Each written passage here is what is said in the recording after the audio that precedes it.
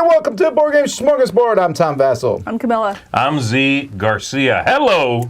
I got so much things to tell to you about. Five things here. 5 things. Number 1, thanks to our Kickstarter backers, we want to say thank you to Beggy, Alba, Holly, and Harpa.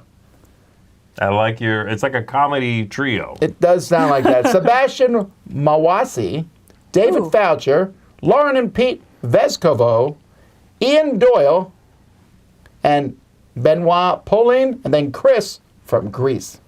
Chris from Greece. The country. Oh. Oh, got it. Secondly. Tell me more, do they have just one Chris? If you are a backer of our Kickstarter and you back for physical stuff, and we have some physical stuff, it's in the mail or it's on its way. The international stuff obviously will take longer. The U.S. stuff has been shipped, or some of it has been shipped. We're shipping it in waves. So some people have gotten it. I saw that. Yeah, Richard.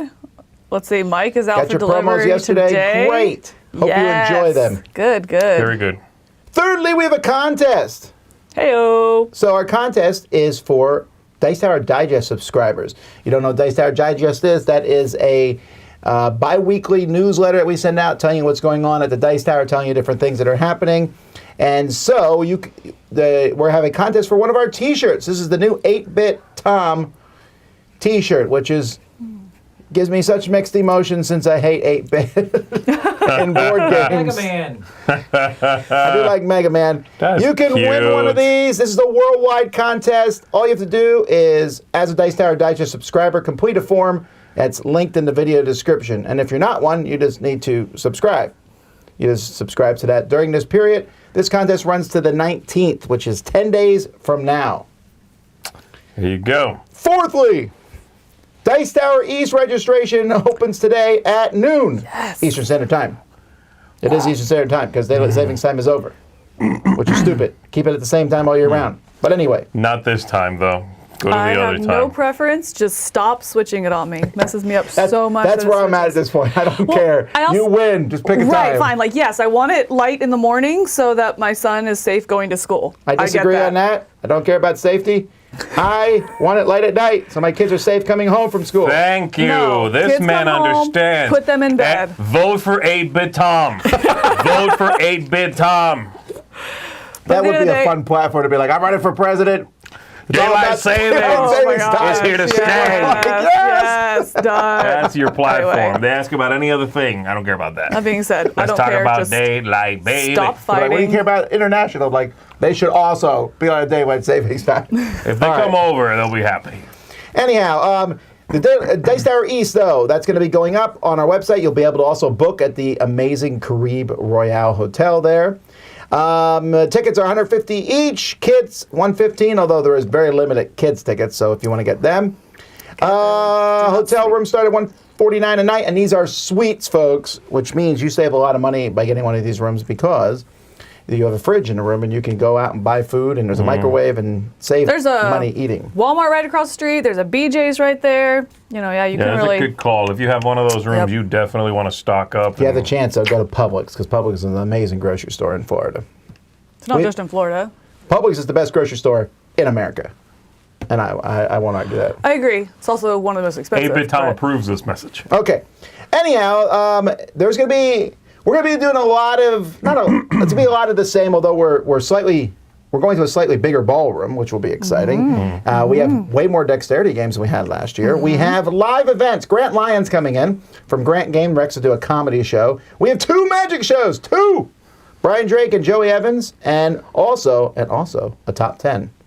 So all that stuff's coming back. We're going to have lots of different shows there, and lots of games. And of course, I think there's like 1 room left for the Dice Tower Cruise. That's probably an exaggeration. It might be, 10, I don't know. But here's the thing. Sign up or don't sign up. Dice Tower Cruise is happening. We're getting ready for that now. And Dice Tower West in Vegas. So think about this because next year is around the corner and you need to start making plans now. Yep. So, especially for those hotel rooms, which do sell out. They do. And Dice Tower East sold out last year, so keep that in mind. All right. I had a 5th thing. What was it? Oh, yes. Come back today at 1 o'clock. And we'll be playing, we'll be continuing our RPG live and see who dies today. Oh my God! What? That's what we're doing? Oh, what about Okay. the foghorn? One of these characters will Frozone. not survive the episode. I vote Frozone. Oh, his you want to name? find out what food I'm going to summon today? Frosho. Frosho. Frosho, yeah. Frosho is hanging out with us. No, he's gonna die today. No, telling you no. right now, he's not surviving. Frosho is not the kind of character you introduce one episode and kill off the next. I'm pretty Oh, wait, sure. he totally is. Oh wait, he's not coming out alive. TPK? Yes. No, TPK. I've only ever been in one RPG session ever. And by session I mean, it was over months, but it was one time. It was Pathfinder. And then we went down to a TPK. What's Really? a TPK? TPK is total party kill. That's where everyone dies. Wipe everyone out. It's so dumb. I don't know why. Why would anyone want that? Yeah, because it's like, Did you go out and I'm blaze of Captain, I'm glory? going down with a ship. We just died fighting some fight. I mean, it was, I guess glorious, but also it was like, oh, we're done? And it was like months. It was like 6 months playing a session every 2 weeks or something. And then we all we got TPK'd and it was it. Sounds like a Marvel movie. Put all this Someone said time that- and emotion into it. Just Anyone to know like, where the audio versions of the shows are going to when Google Podcast shuts down? We don't use Google Podcasts. We'll be okay. All right. Is Google Podcasts going away?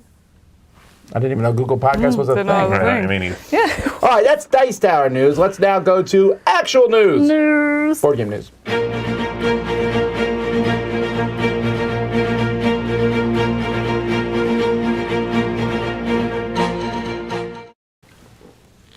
All right, a lot of cool stuff today. Let's jump right into it. First of all, there's a new Tabletop Game Designers Association started by Elizabeth Hargrave, Sen-Fung Lim, and Jeff Engelstein. There already is a organization in Europe called the Spiel oder Zunft, which is SAZ, S-A-Z. And that's a Game Designer Association, which was started a long time ago. And basically, that's like if a publisher screws over a designer, they have a place to go to, but also a way for designers to share, hey, this is how contacts work, this is what you should expect, this is what a contract should look like when you sign with that. They can have mediation with disputes and also a newsletter. This is launching in Q1 of 2024, but you can go check out their website now. That's TTGDA. I don't know what I have no idea what the website is because I can't click this link. But I'm sure if you search for that, you'd find it. that's pretty cool. I like that. The organization SAS was responsible for getting the name of designers on boxes. That was not a thing in the past. Very nice. Othello! Have you played Othello? I have played Othello. I Yes, no you longer- played Othello. I have. You no longer need to play Othello. Oh, I never did anyway. It has been solved mathematically. Interesting. Connect Let me 4 has been guess. solved. The corners are important. Actually, though, if both players play optimally, it resolves in a draw. Yep. That is what they Look at decided. you nodding like, yep, I knew that. Yep. I read the news for it on Monday for Oh, the okay. I podcast. thought you were like, yep. yep, I discovered yep, I that know. a decade ago. I told you I as I played it played optimally once. against a world champion. I don't think it's that big of a deal to me when these games get solved because I'm not good enough to ever reach that level. I agree. It's, Yeah, I doesn't matter. I think the big to news a will be human. when they solve chess. Have they not solved chess? No, but computers can beat humans. That's done at this point. Yeah. But humans can be computers too, though, right? still. With a bat. No, isn't that? No. haven't Is that, there like, been still a people thing? who've Can beaten they- computers? I think Kasparov lost to Deep Blue in '99, which is 24 years ago. Wow. Computers have increased exponentially. I think the highest level computers will now consistently beat Okay, yeah. the best chess Grandmasters, people. Yeah. okay. All right, Allplay has taken over Formal Ferret's titles. So Formal Ferret is a company that, for a while, I thought had one game because that's all they ever talked about, the networks. Yes. They came out with High Rise, which I think is a fantastic game. And then Gil Hova, the guy running the company, basically just said, not fulfilling the last one. So we still haven't got it. I backed it. No, I didn't even got it. So Allplay has taken this over. And they'll release the game in Q3 of 2024. So they still need to make the game. The rules are written, the art's done, the plastic pieces are designed, but they still haven't done the formatting and everything. I'm not sure how I feel about news like this because on one hand it's like, yay, you've rescued these people. But I worry that this makes us as consumers sometimes too like, oh, I'll back a Kickstarter. And if it bombs and it's a good game, somebody will come in and rescue it. It is a bit of a double-edged sword, isn't it, where we are taking that responsibility, not off of someone, but we're giving ourselves another, my point being, we give ourselves yet another padding to be like, this looks like a risky project. Interesting. I have multiple paddings here, multiple safety nets. Yeah. Because another company might come in and save it. Again, it's good PR. They might also just want to publish the game and then continue to support that game, sell more of it. Yeah, I agree. I like, again, but generally I'm positive. This is positive news for sure. Also noting, as we do when we talk about All Play is a sponsor of the show. And this is also a different type of game that they make because their games are pretty small. I mean, they have two sizes of games. High Rise cannot fit in that medium box. Right. So maybe they'll come up with a third box for that. They also, besides High Rise, they have the Networks and Wordsy. Yeah, Wordsy is a good game. I really like that one. And a lot of people like the Networks, so it did pretty well. All right. Ted Alspach has announced or released, or I guess it's coming out, Silver Eye. This is the 5th iteration of Silver. This one blows my mind that there are 5 different versions of this game, which was a reworking of Cabo. Which is a reworking of a classic card game called Casino. I did not like Cabo at all, so I never played Silvers because it's based on a game I don't like. You played Silver, right? One of them? I don't know at this point. You played Cabo? Yes. Did you like Cabo? It's fine.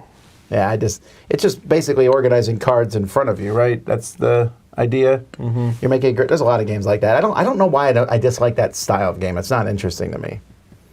But hey, that's a cute otter. Yes, otters are highly underrepresented. So that otter escaped from a Pixar movie. It looks like it. Yes. Oh, and his little fish. He's so proud. You'll be able to see this at PAX Unplugged if you're heading there. Great cover here. Operation Barkley. This is... Ooh, I love that artwork, that Archie. Tintin, thank you. Tintin artwork from Salt and Pepper. That's why it looks familiar. This is the same artist who does Witchcraft and who does... I don't think so. It's gotta be, Tom. No, because I looked it up. Meeple Foundry has only done a few projects and mostly for DeVere, like they did the cover of that little winter game and things like that. Meeple Foundry. That's the artist. It says it right there on the cover. Meeple Foundry. Where are you seeing that? Oh, here. You might not be able to see it. Meeple Foundry is the artist. Yeah, you're right.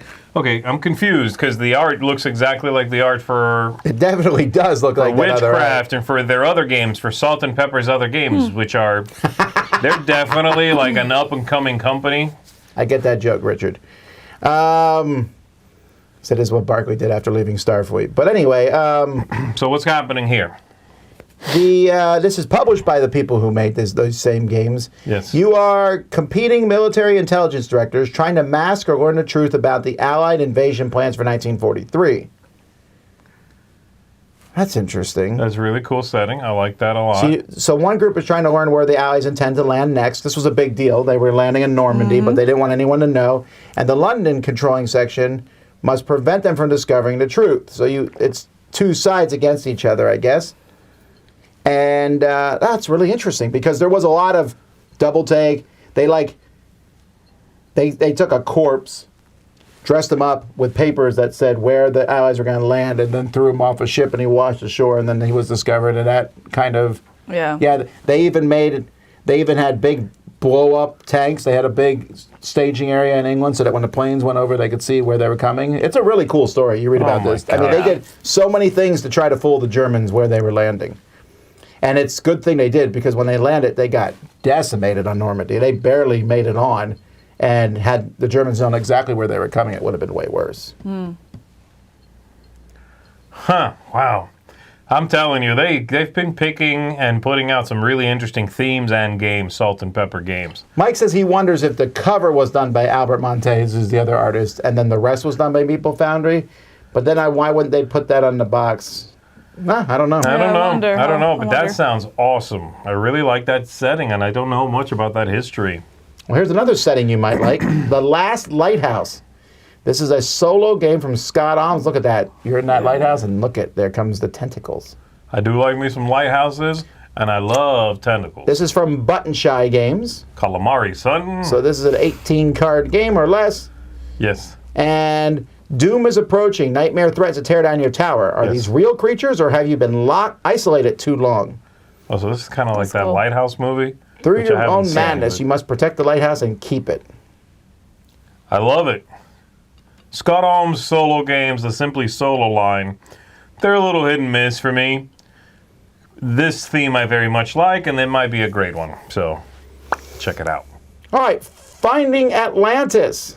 So this is this came out, I guess, in Germany from publisher HYBR, but now Canadian publisher Synapses Games is releasing this, and this will come out in Q2 of next year. It's a 1 to 4 player game, and you're trying to discover Atlantis. It's a competitive deduction and exploration game with a unique app-generated puzzle. Oh, interesting. Yeah, I remember seeing ads for this like at last Destin, I want to say. Oh, really? And I don't think it made it. I don't think it was quite there. They just had ads for it.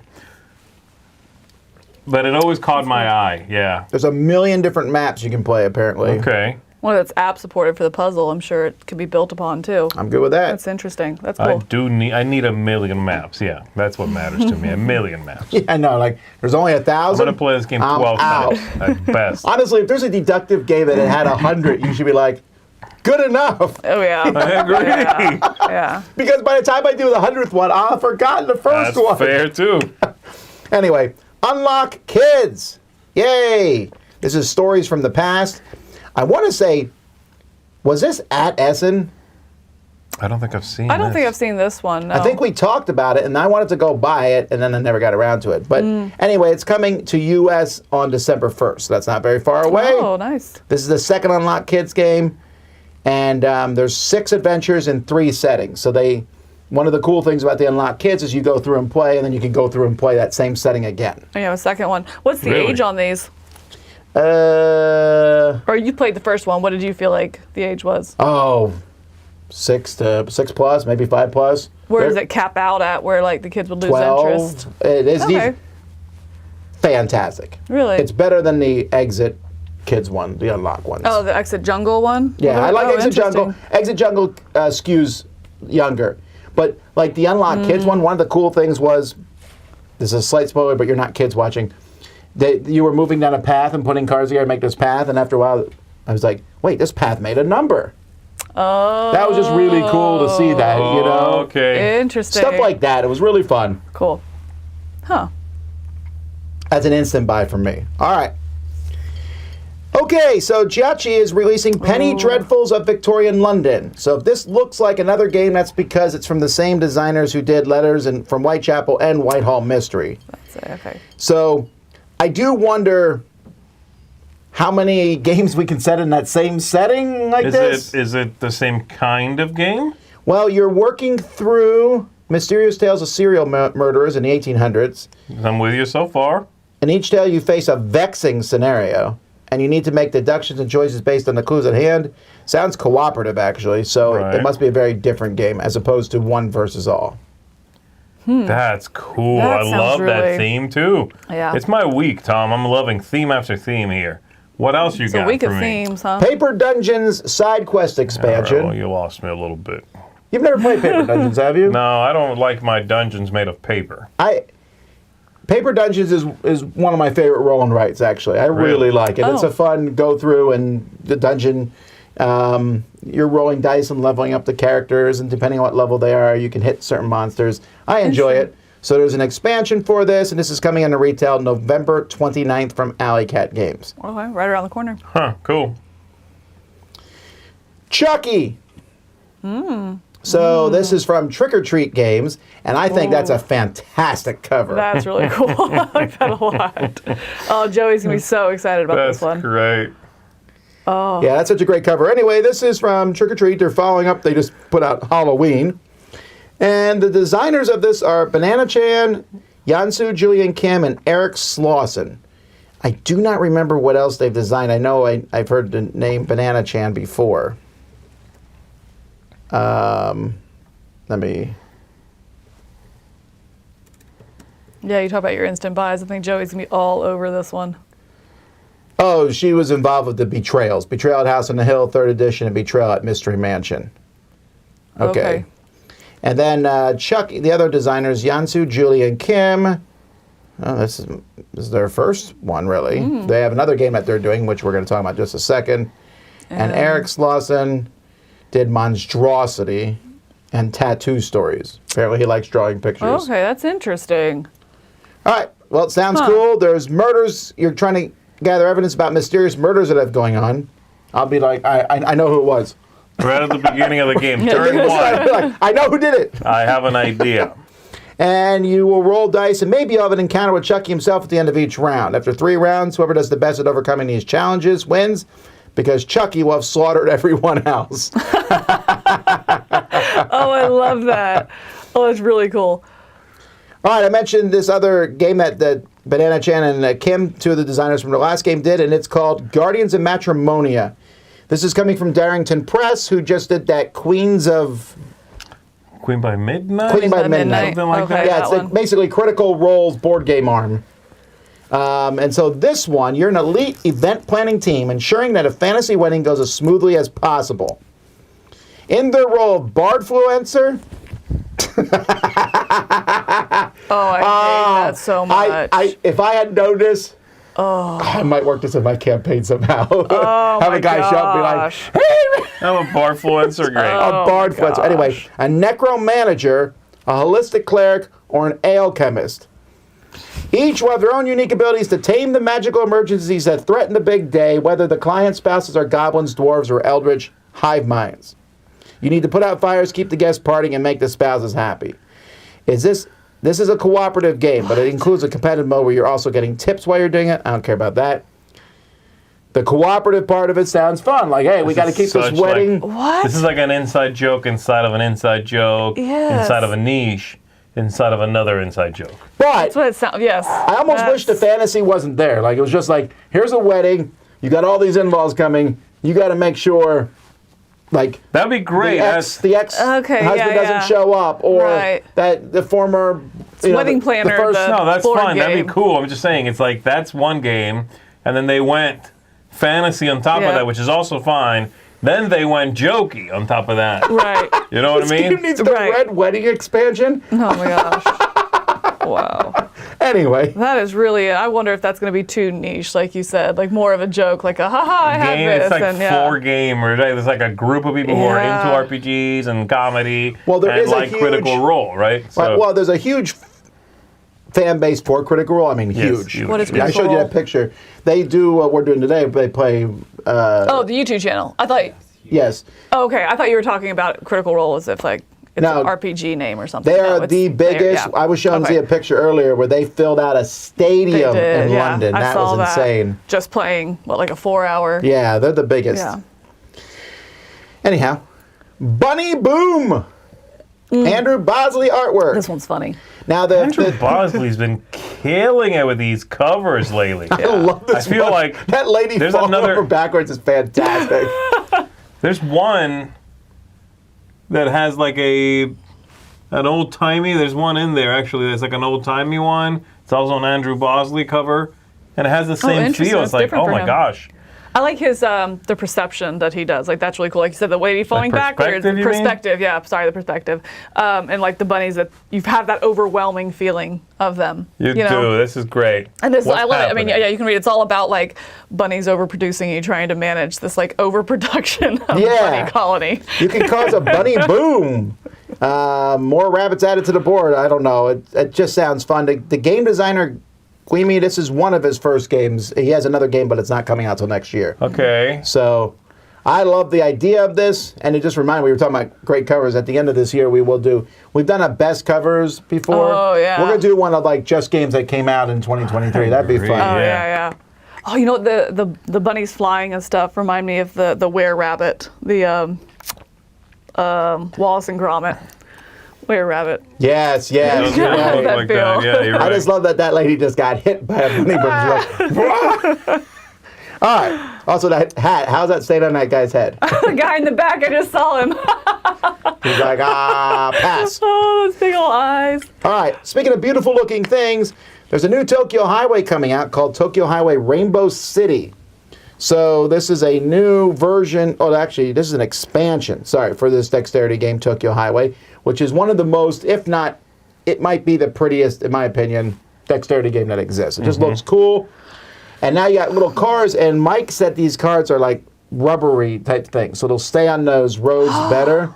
I need to play this. And also has Tokyo various Highway. things like that red thing stands for the Tokyo Tower, and I guess there's a rainbow bridge. I really like how this looks. It just looks so colorful and nice. Yeah, that's cool. That's a great picture, too. I'm just such a fan of dexterity games. I really need to try this one. All right, Canar is coming to I think the it's U.S. just Nar. No. I thought someone said the K was pronounced. I thought I saw that, but I might be wrong. I thought it wasn't, but, whichever way. Well, when I use my knife, we'll see who's right. You were right. Anyhow, this is coming from Pandasaurus, so that'll make people happy. You Good. just gave it a very positive review, you and Mike. Or No, they Yes. picked it up. That's exciting. Yes, yes. It's an good. excellent game. Check out the review if you want to know more, but yes, long story short, it's very good.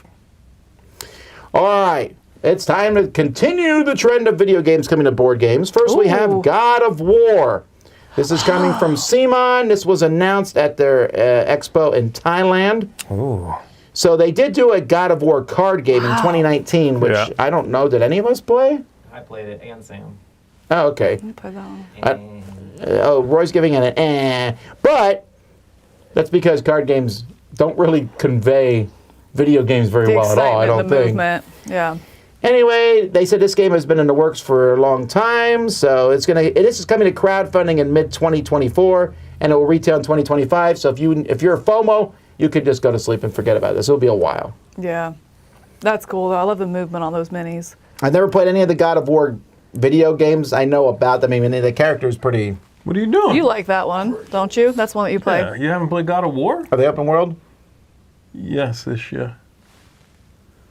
Maybe I'd play one. I don't know. I know so much about it just God of because War is so it's good. so prevalent in pop culture. Yeah, the God of War, there's the new Ragnarok one. I haven't played that, but the first one, the first rebooted one, is amazing. Are you kidding? I don't play that many video games. Oh, you're going to love it. All right. Speaking of things that people love, there's a Diablo board game coming. And it's coming from a publisher that you guys like, Glass love. Cannon Unplugged. Yes, this is awesome. I'm excited. I like what they did with Frostpunk a lot. I think they're good about That's a taking that. fantastic cover. Sorry. Yeah. No, I think they're good at like taking that complexity and bringing like the theme and the feel down into a manageable product. I'm stoked about this one. So it sounds like there's two things coming. There's a tabletop role-playing game, which is what the book is there. Mm-hmm. And then there is a board game. They're being very coy. We don't know much more about it other than this. Yeah. And it's Right. going to crowdfunding, right? Yes. Yeah. In 2024. So again, you're not going to see this game till 2025. What was their delivery time between Frostpunk? I think it was pretty quick, wasn't it? Between the Kickstarter and the delivery? Yeah, but now, I mean, we're at the point now where year is pretty quick. That's what I thought. I thought it was like a year That's and what a I'm half. saying, is what I'm saying. 2025. So Yeah. Yeah, it uses the logo there from the new Diablo. That's Diablo 4's logo, so I'm assuming it'll be largely based on that. Well, if you go to the page, also it has the rose petals. The rose petals fall down So as it's you Diablo scroll. 4, So, yeah. basically. So I'm sure they can pull from whatever they want to. alrighty, well that So is cool. the news. This is a segment where we take a look at a board game based on an IP, and I tell you if the IP and the mechanisms match. Today we're looking at Storage Wars. In Storage Wars, everyone is going to get a character that values the different items a little bit differently, where it can be worth more to them than others. You will have 3 tokens on a turn. You'll be putting some of those into storage facilities. And then once everyone is done with that, you will auction off to storage facilities. Now, there is an opportunity to sell items for half their price if you need to generate some cash. You can do that. There are also going to be tokens like black mold inside that will decrease the value to nothing for everything inside. So the name of the game is you never know what's inside the storage facility completely, although you've known what you have put in there. Storage Wars used to be a huge guilty pleasure of mine. I like the fact of them opening up these storage facilities and finding all these little treasures in there. And even when I found out it wasn't 100% on the up and up, I didn't really care. This game is actually a fairly good, auction game. And it's about opening up these storage facilities and finding out what's inside. And the players will be putting stuff inside of it. I suppose that's a little bit off of the theme, but it really works. It really feels like you're on Storage Wars and you're bidding for these facilities and you're opening them up and finding out what treasures or non-treasures that you have inside. And I feel like it really, really works. Now, this was a mass market game. This is a little bit the beginning before mass market games were actually fairly good. This is usually when it was always trash, and you always knew if you saw IP on a game, it was probably going to be trash. And Storage Wars is the first one where I bought it and I played it and I was like, you know what? This is actually a legitimate board game. So hurrah for them for being a little bit before the curve. I think this game works with the IP, and I think it's a solid game. This is a win all the way around. If you haven't played this one, highly recommend it. Storage Wars for the win.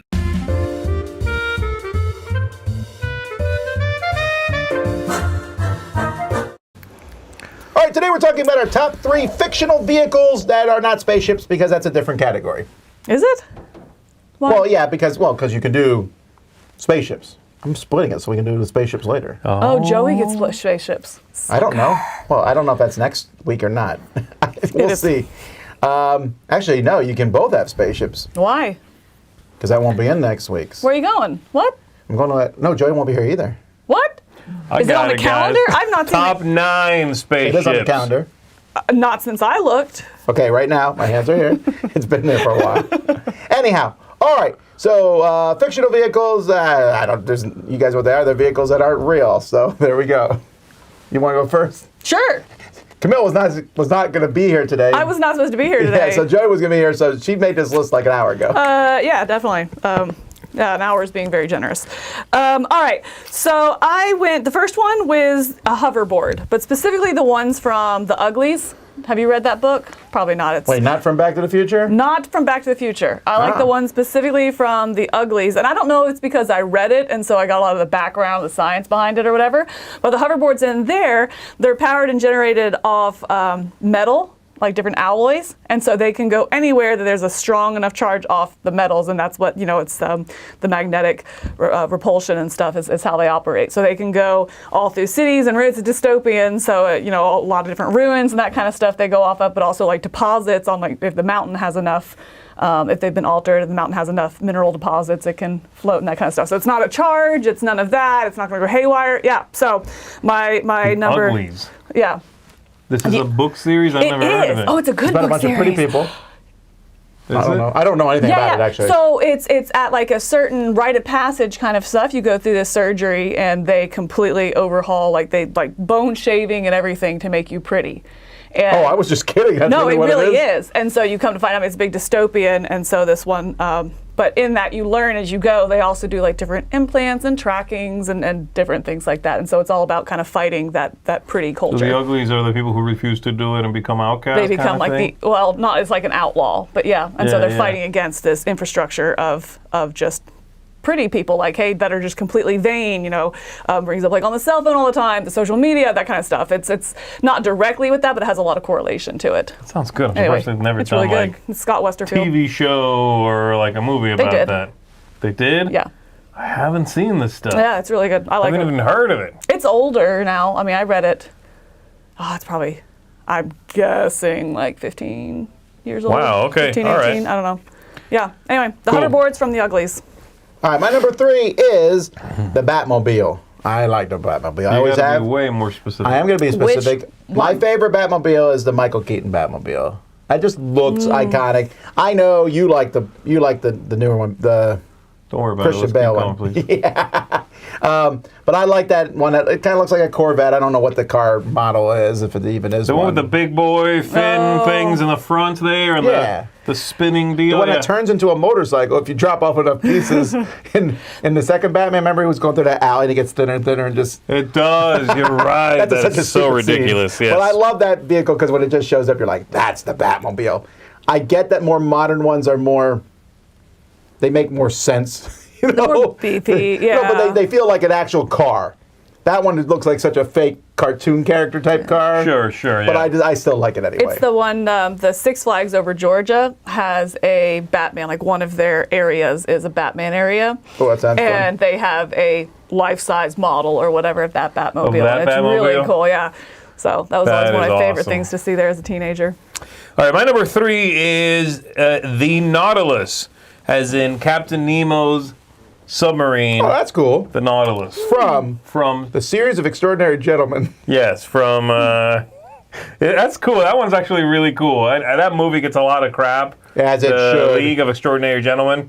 I like that movie. It's like a guilty pleasure. I think I can see how it's not a good movie, but I enjoy it. The CGI is not good. Whatever. It's dumb. It's a bad movie. I like it. It's popcorn, And I do like their version of the Nautilus. When the guy, it's this enormous ship that comes out of the ocean, in that one scene, and the guy's like, Nautilus, sword of the ocean. Yeah. I'm like, all right, cool. And there's been different kind of depictions of it, right? The original one's kind of looks like a big cigar, and then there's the octopus kind of looking one, I don't know what you're talking about. This is cool. This is from 20,000 Leagues Under the Seas. No, I really don't know. No. So it's an old, it's book. like, yeah. Oh, thank you, It's Tom. a Jules Verne story, Captain Nemo. 1800s. Well, you said, have you never read heard of it? And then you're like, 20,000? oh, it's a book. No, No, I've but heard, this is like a classic book, 20,000 Leagues Under the Sea. I've heard of it. I just didn't know it was real. It's not real.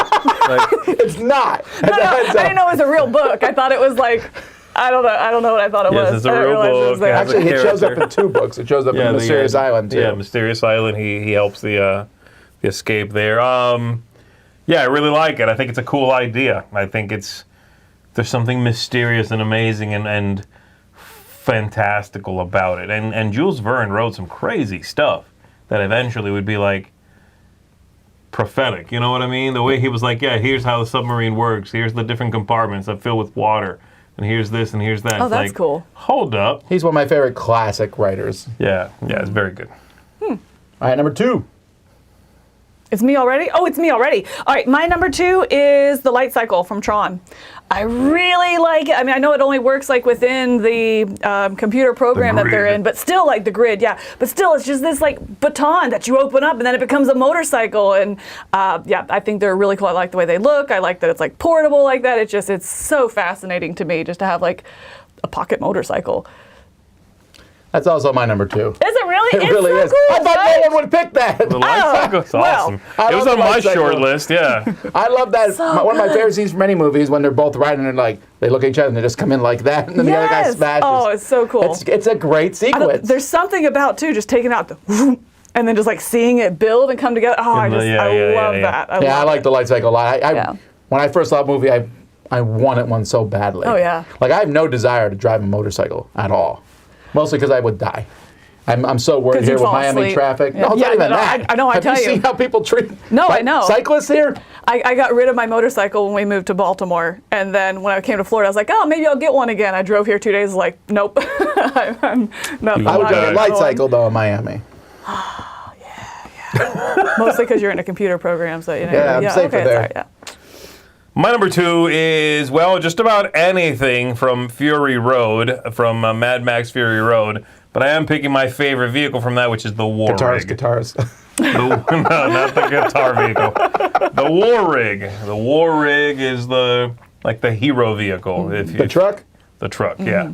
That's cool. The central vehicle there, it's got that it's the entire movie. It's like another character in the movie, the War Rig. You know what I mean? And I love that sound. There's one scene in which the character driving the War Rig honks the horn. She pulls on the boom boom thing, the horn, and it's that sound. I love that sound design. I don't know what it is, but that's and I that sound is burnt in my brain, and I get giddy and excited just from hearing that blast of a horn, the power of the sort of I'm coming through some gnarled metal with this thing. I really love the War Rig. It's so cool. The whole thing is awesome and powerful. But there's dozens and dozens of crazy vehicles in that movie.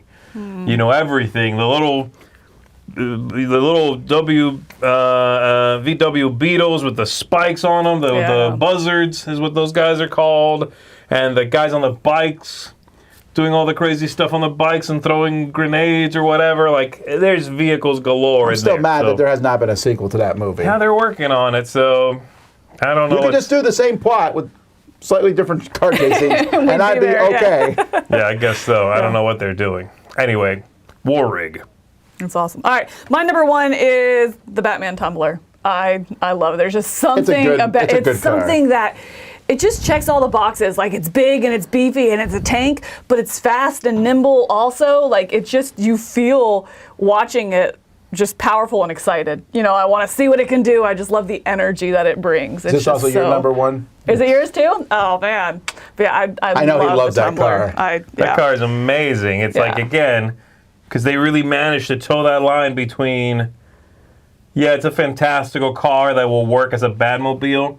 It's also a military vehicle. Yeah. And they sell it. You know what I mean? Right. It's a preposterous idea. Oh yeah, this car has a turbo boost, like what do you call it? A turbine in the back, so that it jumps over a bridge, towing a cable, and then you use those cables to build. Jump over a river, rather, towing a cable, and then you can build a bridge with these two cables, boom, and then you build a bridge. It's like, yes, the Batmobile. Right. Sure. Well, it kind of reminds me of what you're talking about with the Mad Max ones, how there's enough real world connection that it's like, feels real or doable. Yes, right. But yet it's still just pushing those extremes. Right. You know, just like you're saying the Mad Max, and I think that's what I really like about it, is it feels just a step aside from our reality that I would definitely want to see and be part of and participate and just see it kind of stretching those limits. Do you not like the new one? The new one's just a car, right? It's like a Camaro or something. Yeah, I don't know what it is, but it's just like a normal car. I will say one of my favorite movie moments ever was in The Dark Knight, when the car like goes through a building, a lot happens to the Tumbler, all this stuff. It's like wrecked. It's like broken down, and then it kind of like, you see it go doo doo doo and like reroute power, and the bike explodes from within it. Like, easily top 5 movie moments ever. Yep. Easily. One of the few, an amazing scene. One of the few where I think I like exclaimed. You know, I don't tend to be like one that claps in a movie theater or anything like that. I find that highly obnoxious. I clap in all movie theaters, especially in England. It just completely breaks movies to me. But like I remember in my home, it's a different thing because I am part of it and I'm not. Yeah. So I love it. All right, my number one is the most powerful vehicle of any on the list because it can go anywhere. I mean, anywhere. It has gone in the ocean. It's gone in space. It's gone into the human bloodstream. It's gone... Herbie Fully Loaded. Yes, the Magic School Bus. The Magic School Bus. Oh my gosh, Tom, that's brilliant. Herbie Fully Loaded. All right, that's my new number. That's my 1.5. I love the Magic School Bus. And Miss Frizzle's just like, let's go. And there was always one kid, only one, who's like, this might be a bad idea. And everyone else is like, shut up. I should have stayed home. We're going today. into a volcano. Like, all right. Yes.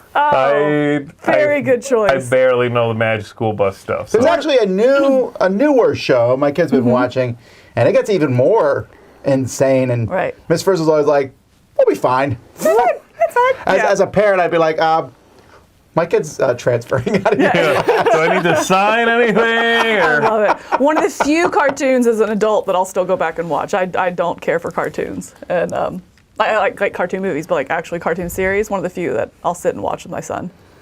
So good. Yeah, it's actually a fairly educational show. It is. It's really good. It's good. Somebody did say the Flintstone car as well. That was on my short list. That was my short list. Well, it's a dumb vehicle. You have to use your feet. That's right. But again, it's fantasy. It's iconic. Just interesting. It's just it's so unique. There was a lot. Some people mentioned the TARDIS, but that's technically a spaceship. Yeah, I had quite the list for this one. And there's the obvious ones like KITT from Knight Rider, the DeLorean Time Machine,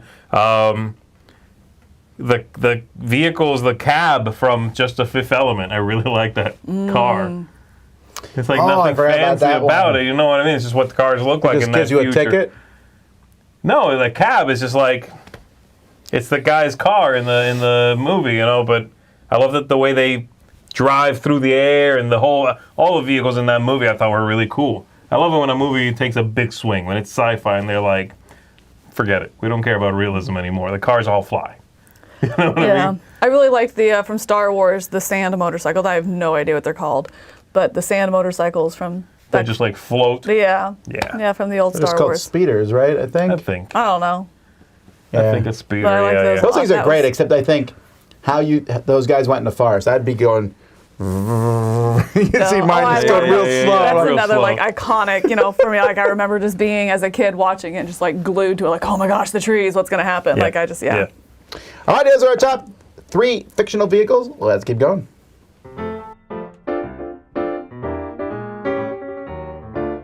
Hi everyone, it's Stella and Taryn from Maple University. Today we have World Wonders by Arcane Wonders. Yes, it's a tile placement game. It's a tile purchasing and drafting and placement game. Many of those out there in the world, but there's a couple of nice things here. I find this has really interesting, it's got this simple and restrictive and interesting set of tile placement rules, which is you need to be building roads, and you can build buildings next to roads or other matching coloured buildings, but you can't build roads next to buildings. They have to go next to roads. So if you block everything out with buildings, then you need to start another road or build a tower or something like that. So there's a couple of restrictions there, which make for an interesting planning exercise and a tricky drafting exercise as well, because you don't want to have to spend a whole turn buying roads if the tile you really want is sitting there. Indeed, so this has got wonders that you can build, just shiny wonders. Yes, so there's lots of little wooden pieces that represent real world wonders, and that's the other interesting part, is that you can get them if you've got a legal place to put them, and that varies from card to card, but it ends your round to do so. It costs you the rest of your points for the round, and so you've got to pick the right time to do it. Speaking about coins, that's actually in the track and other tracks that we have to achieve, and the lowest one of your track is your points basically, or contribute to most of your points. So I really like when game force you to generalize things like that. So okay, you need to make sure everything is up and good and ready to go. That is World Wonders. Recommended.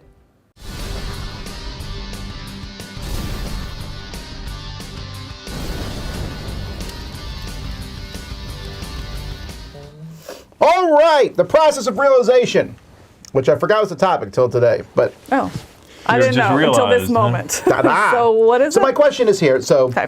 on Tuesday was our game night, and I was playing a game. Doesn't matter what it is. We'll talk about it later when we review the game. And I was reading through the rules, and I realized as I was reading through the rules, I am going to love this game. And then I played the game, and we did love it. Now that doesn't always happen, but when do you realize that you love a game? So sometimes very rarely it's when reading the rules for me. Yeah, I think that's the most rare. I mean, I guess the going back is when you first hear about it, you're like, I love everything I'm hearing about this. Right. I love the designer. I like the art. I like the theme.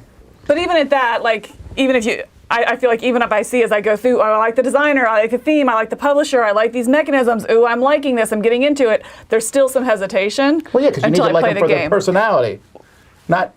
You don't like them for their outward appearance. You need to get them to know the game.